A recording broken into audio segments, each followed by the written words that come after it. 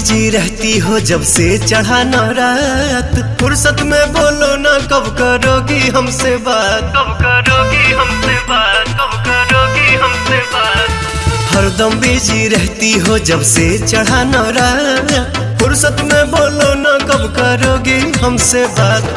मगन हो किस मस्ती में थोड़ा हम पे ध्यान भी दीजिए। बलम जी नौ दिन नवरात्र में डिस्टर्ब न कीजिए। बलम जी नौ दिन नवरात्र में डिस्टर्ब न कीजिए।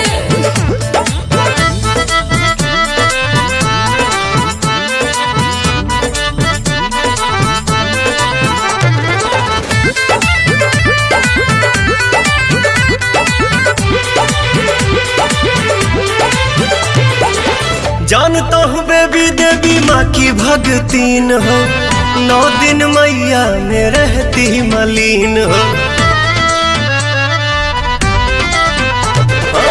जानता हूँ बेबी देवी माँ की भगतीन हो, 9 दिन मैया में रहती मलीन हो। कलश धराई घरे करतनी पाठ जी, बारी धूप दिया पिया दी रहो साथ जी। कभी कभी मिल जाए मौका मेरा हाल भी लीजिए।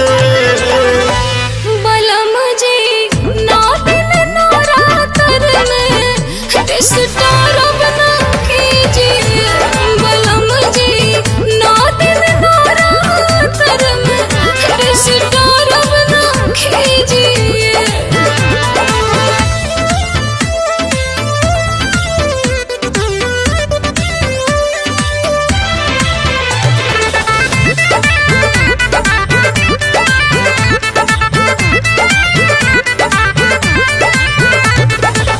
पूजा पाठ का ना हमको आता नियम है, इसीलिए रानी तेरे साथ में ना हम है।